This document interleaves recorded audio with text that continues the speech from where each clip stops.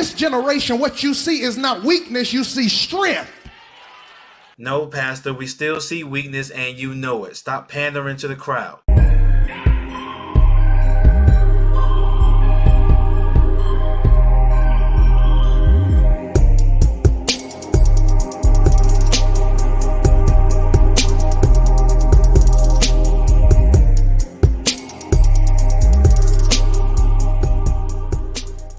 What up, YouTube family and folks? This is Kevin's Perspective, the perspective that keeps on giving. Like, share, and subscribe to the channel. Hit that notification bell. Go get your copy of my book, Finding the New You, The Power of Resetting Your Mind and Perspective. The link is down in the description box below. Now let's get down to the nitty gritty. You see the title. I disagree, Pastor. This generation is not what you say it is. So I came across this short clip on Instagram, and follow me on Instagram right here at Kevin Clemens __. Those are underscores, right? But it was a video of a pastor. I don't know the pastor's name or anything like that, but he was pretty much talking about the difference between the previous generation and our generation. And to be honest, a lot of these pastors nowadays are struggling with trying to combine worldly concepts with biblical concepts. And some of what they're saying, I get the premise, but it ain't adding up. But we gonna react to this video. Let's check it out. This generation gets misunderstood, the millennials.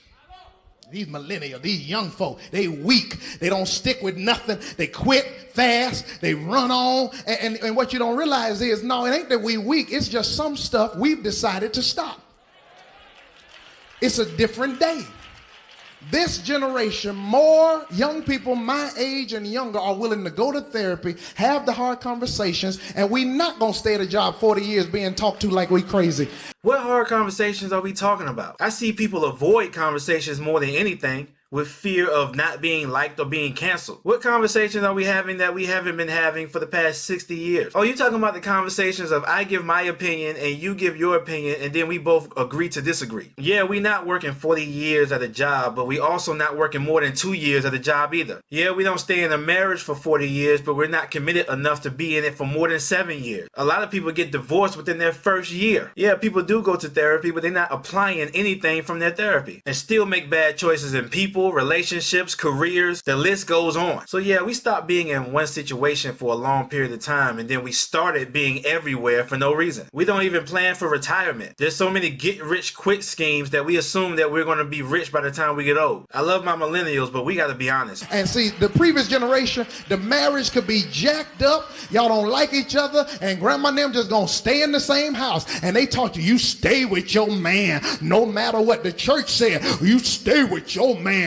No matter what, I wish I would. Some of y'all sitting around talking about, no, it's a different day, boo-boo. You set up in trauma year after year, decade after decade. The devil is a liar. This generation, what you see is not weakness, you see strength.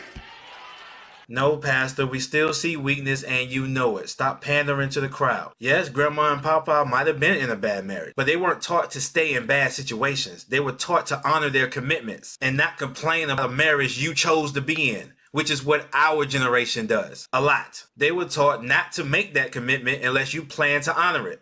And if you make it, you got to stick to it. It's not all about your happiness. It's about your obligations. But our generation think we shouldn't have to honor our commitments. We're taught that everything has an escape route. We get into a situation and then say, oh, I didn't know it was going to be like that. What did you think for better or for worse meant? Or you thought worse didn't apply to you? It seemed as though the concept of his sermon was about trauma. But really the trauma didn't change. It was just divided between different people. It went from being with one person for 30 years to being with 5 people for 15 years because we're inconsistent. 2 generations were just taught 2 different things. They were taught that when you make a decision, you stick to it no matter what, even at their own detriment. Because truth be told, you should have never made the decision. We were taught that it's always another option to bail out when it gets tough and then blame it on external reasons like environment or mental health or other people. Like I said, I love my millennials, but we gotta be honest. Y'all leave your comments down below. Tell me what you think. Do you agree or disagree with what the pastor is saying? Let me know. Peace out.